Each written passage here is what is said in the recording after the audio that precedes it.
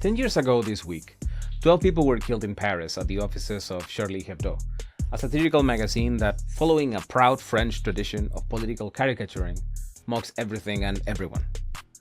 This massacre happened because, in the eyes of extremists, Charlie Hebdo had done the ultimate crime. They had treated Islam like any other idea.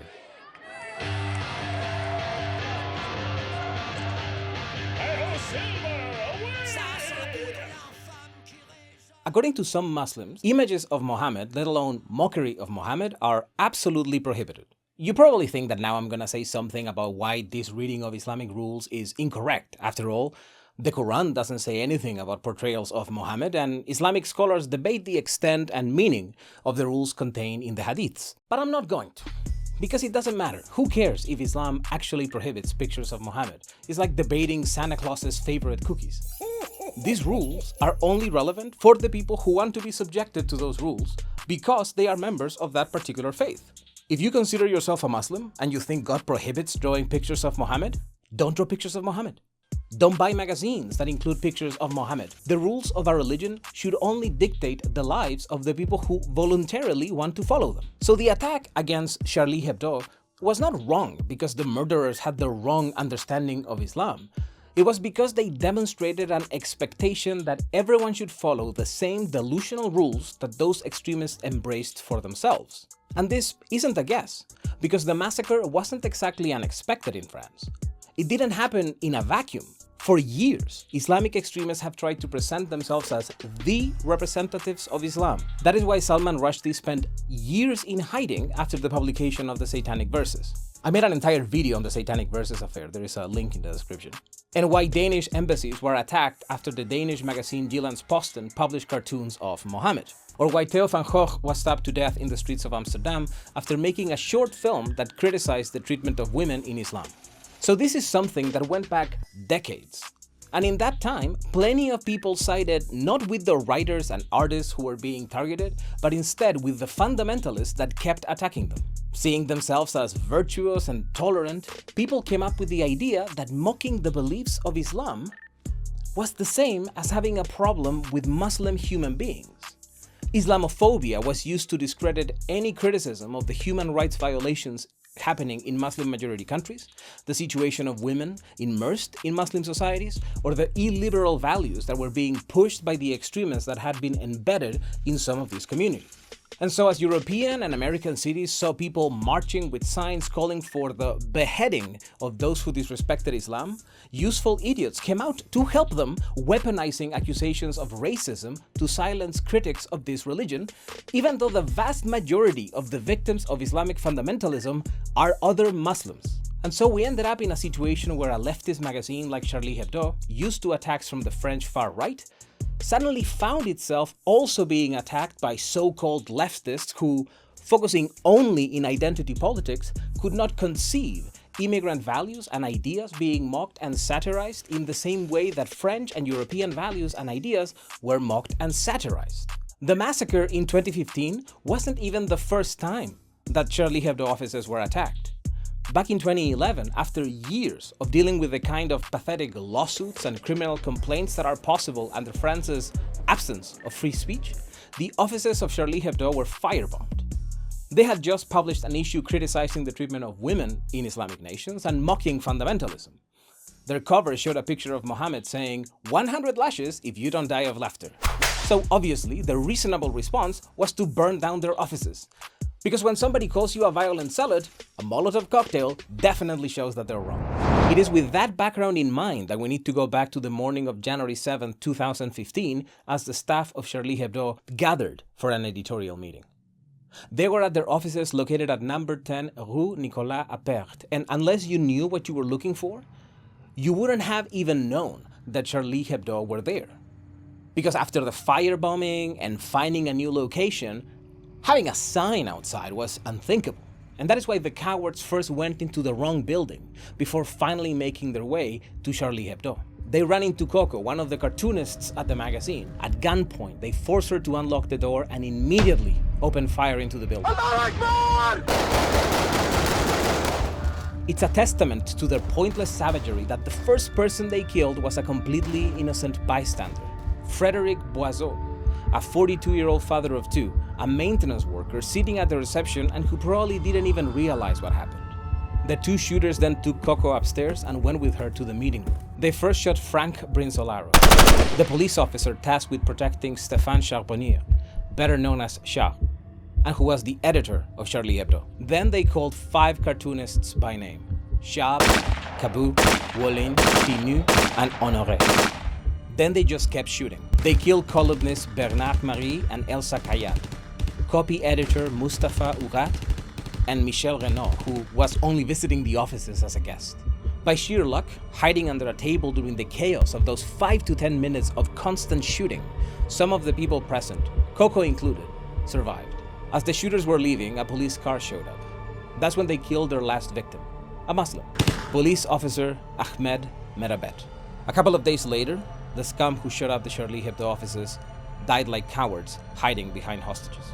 Parallel to all of this, an associate of theirs had also gone into action. He murdered Clarissa Jean-Philippe, a 27-year-old policewoman who had been on the job for 2 weeks.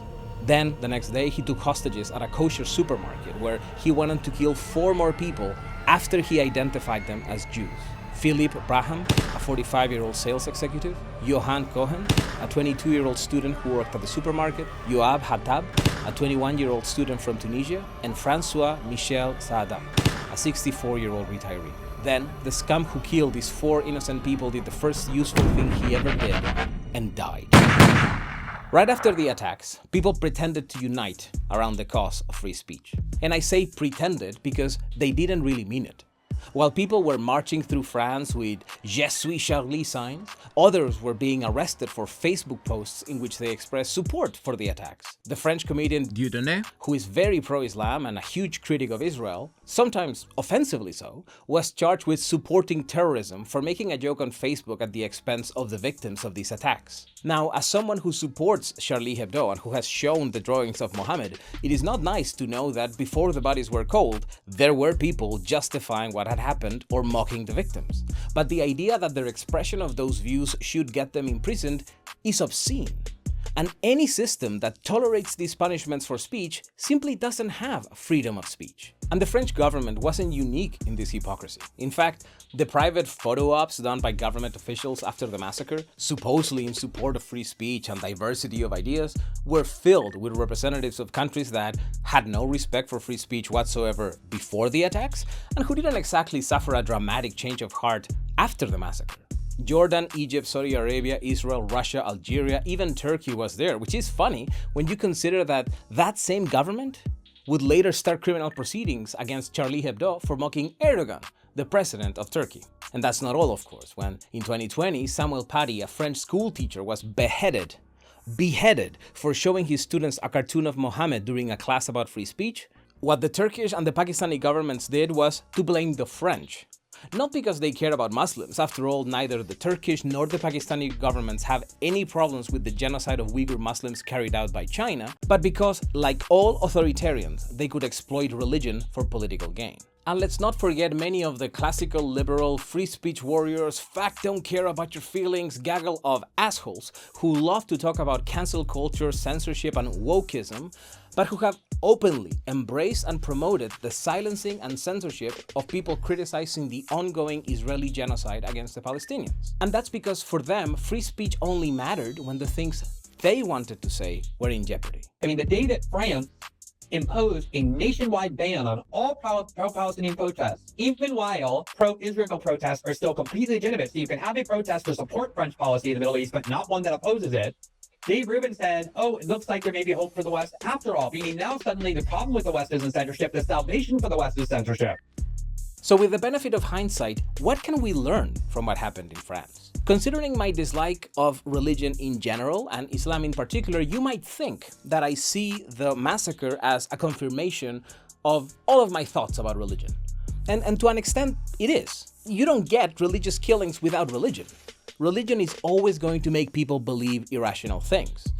By definition, I mean, faith is belief in the absence of proof.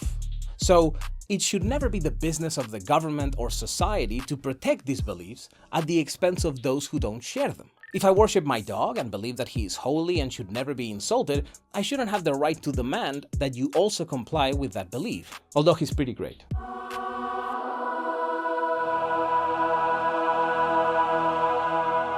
But that's exactly what's pushed by the people who support censorship and hate speech laws protecting religious feelings.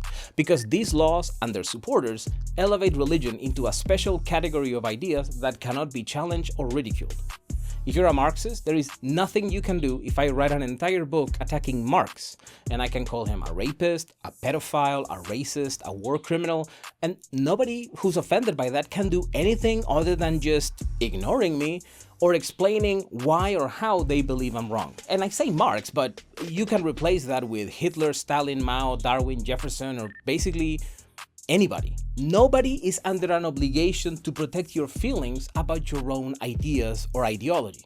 But if you call Mohammed a pedophile, even by referencing the widespread belief that he married a 9-year-old, there are Western nations where you can be convicted of a crime.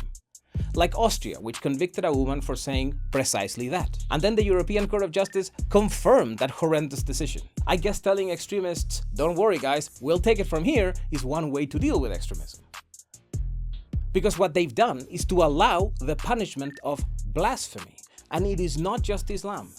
It's the same thing done by the Catholic Church in Poland against blasphemers.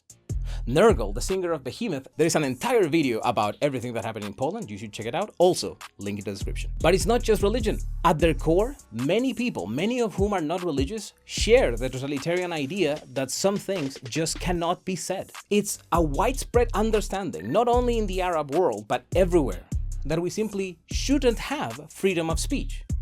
More and more people from all races and creeds, from all political stripes, support the idea that sometimes speech equals violence, so that censorship and repression are the only solution.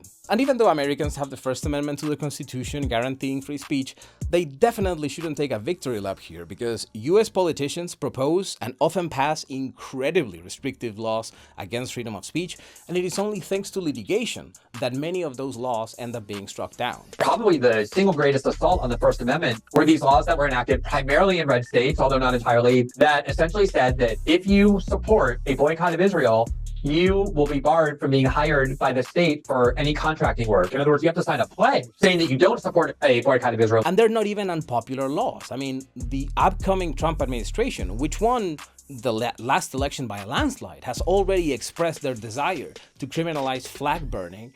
And both Trump, as well as many other US politicians from both the left and the right, have supported laws against expressions of so-called anti-Semitism in an attempt at shutting down pro-Palestinian activists. In fact, it is really fascinating to hear how the same people who criticize the censoring or banning of images of Muhammad, scoffing at the idea that they were racist or Islamophobic, well, they use almost the exact same arguments to justify punishing people who call Israel an apartheid state or who argue Zionism is a racist ideology. Let me tell you about Zineb El Razoui. She is a former member of the Charlie Hebdo staff, and she avoided the massacre by coincidence. She just happened to be on holiday that day. After the massacre, because of her activism for human rights, particularly for Muslim women, the French government gave her the Simone Veil Prize in recognition for her fight for women's rights. In 2023, when Zineb's commitment to human rights made her focus her attention on the situation of Palestinians in Gaza, and she used her social media presence to expose the extent of the war crimes committed by Israel, the award was withdrawn. What I understand from Simone Veil's legacy, she said, never again. I understand it as never again for everyone. If this is what the Simone Veil Prize means, I'm glad and proud to have that prize. But if it means to approve the crimes of the regime of Israel, I would be very happy to give it back in a garbage bag. And it is not just about losing awards. People in the UK, Germany, Australia, and of course the United States have all been targeted either legally or through harassment for expressing opinions about Israel that some believe nobody should have the right to say. And they want to make sure that the people who do express those views act as a warning for the rest, because fear is what it's all about. The cowards who carried out the massacre knew full well that they would never be able to kill everybody who mocks Mohammed or who draws pictures of him. They just knew that they needed to kill enough people to scare the rest into submission. But as we saw, violence isn't the only way to scare people into silence. Even in countries where you have a good chance of not being killed, and if you get charged, you might not get convicted for these speech crimes, or maybe the sentence would be very small, the process itself is the punishment. It keeps other people in line. They know that you might be able to beat the rap, but you can't beat the ride, and nobody wants to risk spending years of their life and thousands of euros in attorney's fees just to have a Pyrrhic victory at the end, telling them that they were right all along. And I know that you might think that this is different because the legal process and a criminal sentence are not the same as a terrorist act or a murder. And yes, obviously, being shot is worse than being incarcerated. But at that point, we're only debating about how drastic the punishment should be for speech, and not about whether the punishment should exist to begin with. That's why what the surviving staff of Charlie Hebdo did after the massacre was so important. They had been on the receiving end of both lawfare and warfare, and they knew that once the hashtag Je suis Charlie was no longer fashionable, they'd be once again left at the mercy of extremists. But they refused to bow down. With Mohammed in the cover saying, "All is forgiven," the staff of Charlie Hebdo showed that while rebels might die, rebellion will not. They poked fun at the killings and even called out the fact that this small massacre had received much more coverage than the deaths of hundreds of Nigerians at the hands of Boko Haram.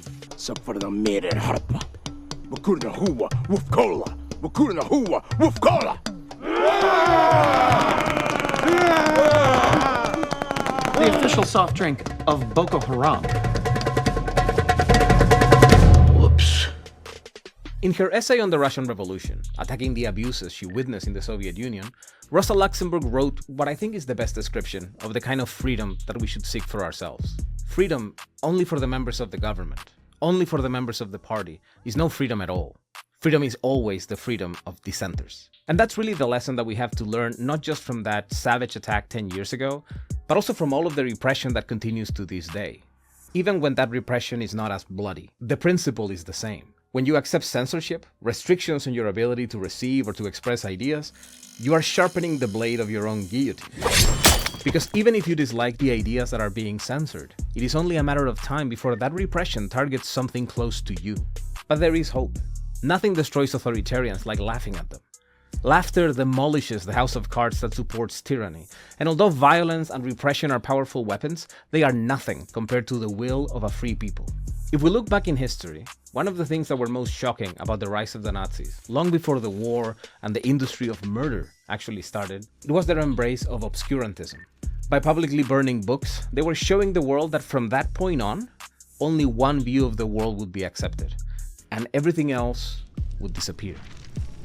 Heinrich Heine's famous line from Almansor, "Where they burn books, they will end up burning human beings," written in 1823, ended up being truly prophetic. So in 1942, in a letter to the booksellers of America, in the midst of the bloodiest war the world has ever seen, FDR used those demonstrations of barbarism to explain why, in the end, the barbarians were doomed in their crusade.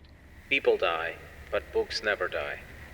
No man and no force can put thought in a concentration camp forever. In this war, we know, books are weapons.